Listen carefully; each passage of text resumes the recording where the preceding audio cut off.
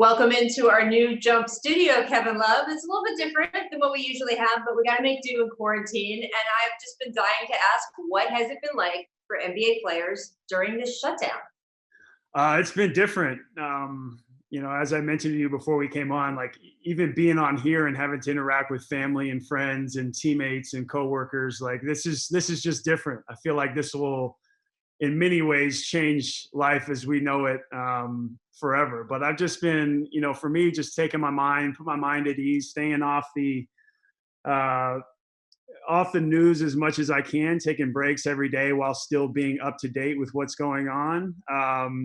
Taking walks within my community, getting outside, making sure I'm getting outside, doing the proper work for my body, staying in shape, and just doing everything I can to, still feel that sense of togetherness, even with my closest friends, just reaching out with a text, getting better at that, making phone calls, making FaceTimes. And then, like I said, on here, Zoom. This is my second time ever doing this. So here we are. You've been big on the fact that social distancing is not social isolation. What do you mean by that? It's mean like we can't, it's so much of us and what we're able to do as athletes is reach people, but even on a personal level as well, just being able to reach out to your friends and feel that sense of community, and that this on the other side of this we can come out changed. I think the worst thing that could happen to us is if on the other side we don't do that. And I feel like our relationships and our core competencies are things that we can definitely dive into. So for me, it's my relationship with my family, my friends, working on that, working on my body, and then just making sure I'm picking up, even if it's different hobbies or current hobbies that I'm into. So just really doing everything I can to stay engaged and keep my mind on top of things. Hobbies? Are you like building model airplanes? What are we talking? A lot of film, a lot of film. It's definitely a way. Film is such a commonplace, almost like sports is. It's such a release for people. It's such a way to get Right. out their own minds, and it's different, but at the same time, it's a way to just mindlessly watch TV, maybe pick up something, maybe find inspiration from it. So that's one of the things that I'm looking towards. But also just making sure that I'm not taking it too serious as well, because I'm usually typically so tight on my diet. I'm not going to say I'm going to go back to where I was early in my career, but making sure that I'm trying new things and diving into maybe a little bit of cooking with Kate. So you're saying we're not going to get UCLA, Kevin Love, but we might get a little bit different than what we've seen the last years. No, and I haven't got a haircut in like 3-4 weeks, so we're definitely not going to go back to that shaved head and a chin strap at 275 pounds. You've been such a great advocate for mental health, and there's so much emphasis during this crisis on everyone's physical health, right? Don't, wash your hands, don't touch certain things, be a certain distance from everyone. But mental health is coming into so much play here too, because Right. people tend toward depression or anxiety, or even if they don't in their normal life, but in this situation are. What would you say to them? What can you help teach them to cope with everything? Well, I think it's just trying to talk about that sense of community, and you'll continue to hear me say that. But I really feel like it's helping each other, helping others, and paying it forward to help us navigate this really tough time. Because as you mentioned, there is so much stress, so much anxiety, and for me, I get that feeling and get depressed when I think of the unknown. And so many of these people, like when I decided to help our arena workers, and these are people that we see every single day, and that's or 41 days out of the year when we play at home. That's part of such a bigger picture and a bigger community. But the only way we're going to break through this from a mental health standpoint is we continue to stay connected and understand that whether it's those workers that I mentioned, that some of them are living paycheck to paycheck and not knowing when that next meal is going to come, not knowing if they're going to be able to put food on the table. They have to worry about their kids, their loved ones, all the way down to everybody in healthcare. You have to tip the hat to all the doctors, all the nurses putting in overtime, because they have close friends and they definitely have families at home that they're, in some cases having to choose from. So they're Yeah. doing their service to humanity and to all of us. So it's really unbelievable what they're doing. You have to grocery stores, pharmacies. I mean, all the way through, people are making a significant impact on top of people that are doing the right thing by social distancing and quarantining and staying at home for us. You mentioned the arena workers. You were the first player to publicly come out and pledge. You pledged $100,000 to help workers who were losing income from the games that weren't being played anymore from the NBA. And it was amazing to see the domino that followed. What was it like for you to watch Giannis copy that, and then Zion step up, and then another player, and then another player, all dominoing off what you had done? It's funny. We were in All-Star Saturday in Chicago. It was my Giannis, Mike Wilbon, Chris Paul, myself, and President Obama. And Giannis had talked about, I don't really have anything. I don't really have a lane or an avenue to where, I want to give back yet. I haven't found it yet. And, fast forward to, a few weeks later, and here he is, stepping up right away and giving back to the people that basically support him and are part of his story as well. So I thought that was really cool. Blake Griffin stepped up, excuse me. Karl Anthony Towns gave back to the Mayo Clinic.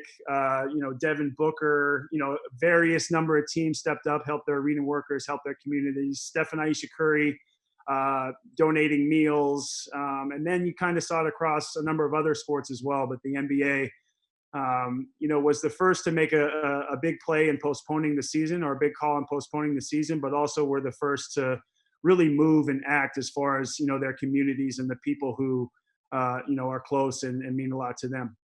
Yeah, that Obama event, I was in the room that day, and his big message was it only takes one person to affect change.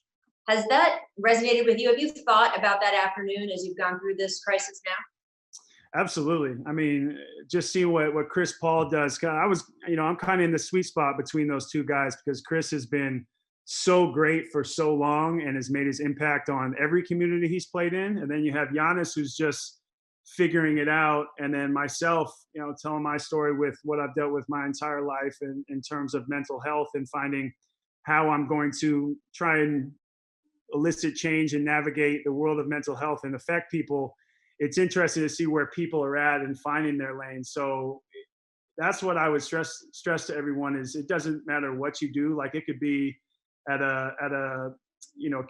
your level, or the smallest micro level local food banks, all the way to now, if you look at the World Health Organization, it could be, no matter how big you want to make it or small you want to make it, everything counts. I would just continue to stress that and pay it forward any way that you can. Because I said on the PSA not too long ago that we're, as human beings, super resilient, and we will get through this. But this will be, more than people know, I feel like, a defining moment. And I mentioned earlier about coming out of this, changed, and things will be changed really forever. But it's how we come out of it is what's going to count.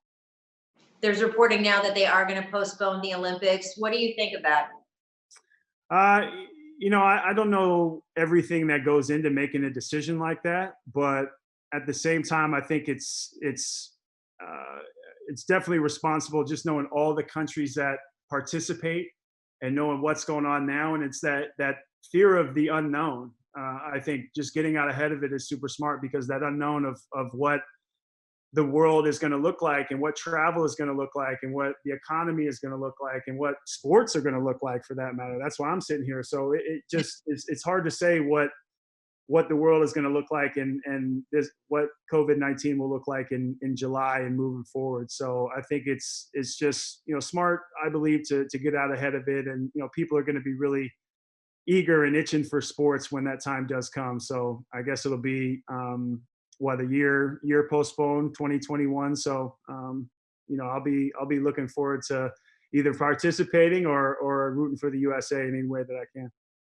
So when we do resume NBA games, whether it is later this summer, whether it is maybe even in the fall, are you in favor of finishing up this 2019-2020 season? Or would you rather just start from scratch with the new 2020-21 season? No, I'd absolutely like to finish it. We felt like, I think because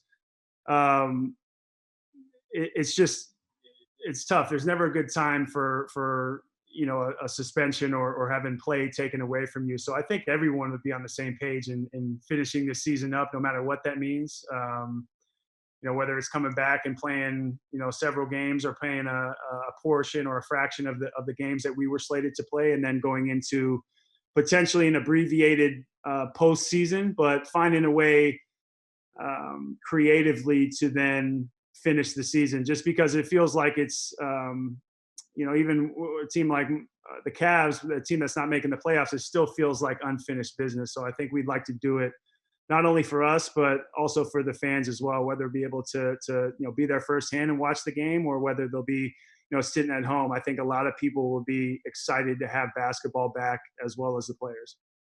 Yeah, and it's interesting, if you do move the rest of this season into, say, July and August, you can't really start back up the following season Right. on a regular calendar. The Atlanta Hawks have proposed just starting the NBA season on Christmas Day from now on. This could lead to a big change in the calendar? What would you think about shifting the whole NBA calendar? Well, unprecedented times, unprecedented measures, I guess. But I don't know. I've Would you always, that long term, or do you like this sort of school year yeah, no, NBA? I've always liked the school year type schedule that we've had and how it's played out, only because I've done it my whole life. I mean, Yeah.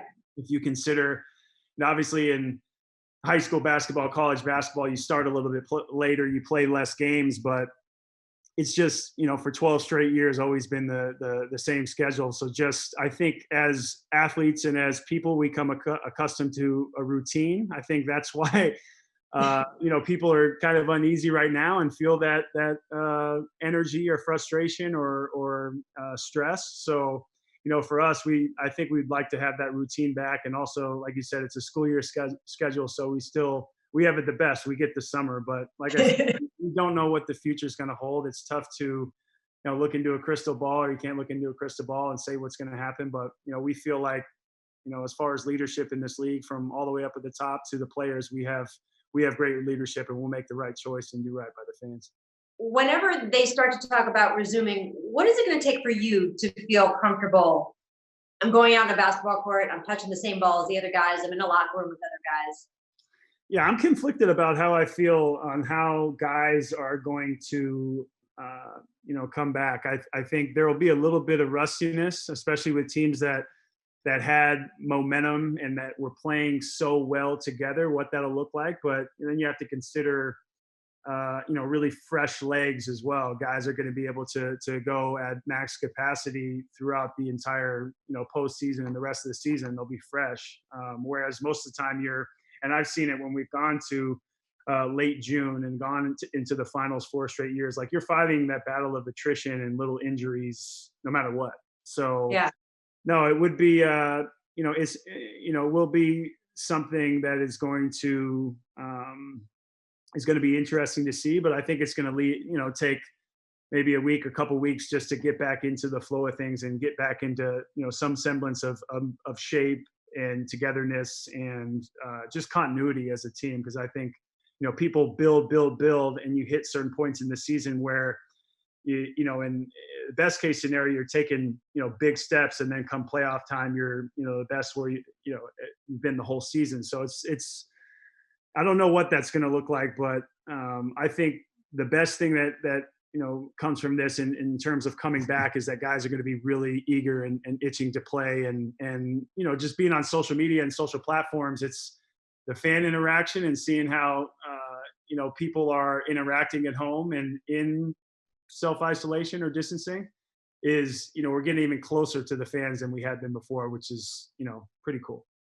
And you feel comfortable once the NBA or health officials say, "Hey, it's good enough to have these 12 guys out on the court and together." You feel comfortable health-wise, just following whatever the guidelines are.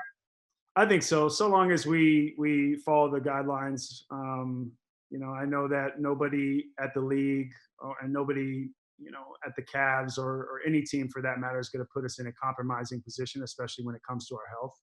Yeah. So, if they say it's good to go, if the CDC, World Health Organization, if the powers that be say it's good to go, then, I think we're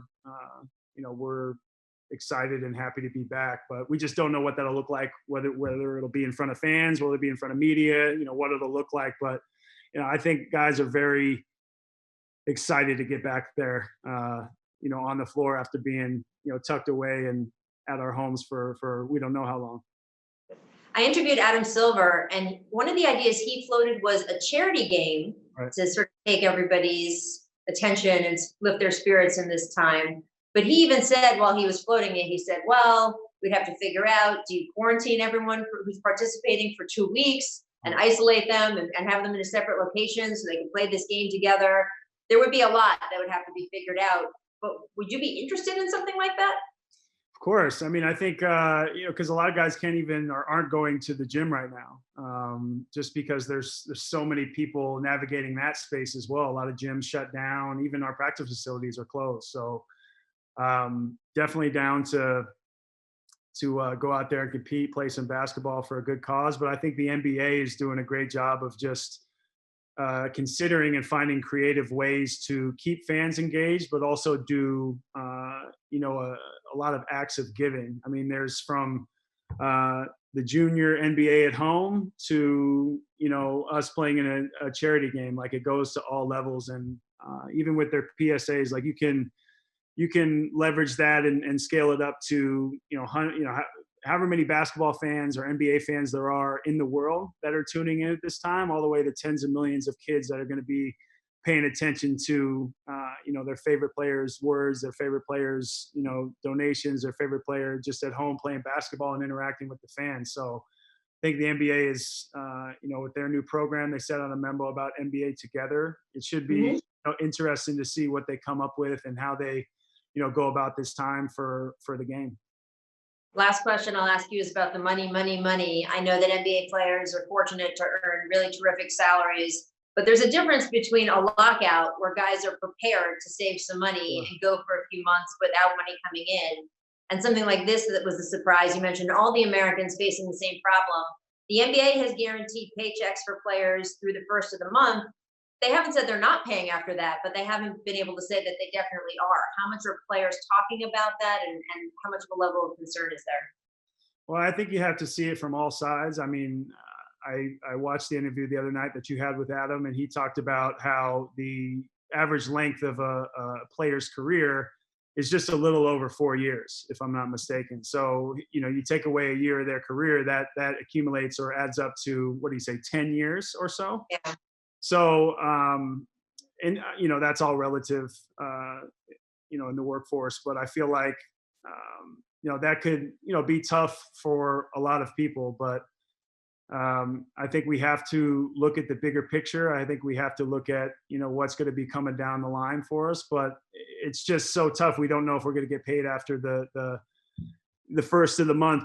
And what I mean by that is just, the unknown. Again, the unknown. I keep saying that word. What it's going to look like, moving forward, and what it's going to look like if we're going to have to abbreviate the season, if the postseason is going to be shorter, if we'll even get back to the season, doomsday, worst case scenario, when we'll start the season back up. So there's a lot that we have to consider right now. But I think the best thing we can do is just continue to, outside of the money aspect, continue to just social distance, making sure that we're taking care of our family, doing right by everybody else in doing that, and just making sure when the time does come that we're ready to go, so everybody gets their money's worth. Absolutely. Well, Kevin, here's what I do know. You're getting much better at the teleconferencing, Facebook, Live, Zoom thing. We're going to test your skills again down the road. But for now, we'll just wait for your Kevin Love binge list and go from there. We can do that. Yeah. Okay. Thanks so much. All right. Thanks, Rachel. Thanks for watching ESPN on YouTube. For live streaming sports and premium content, subscribe to ESPN+.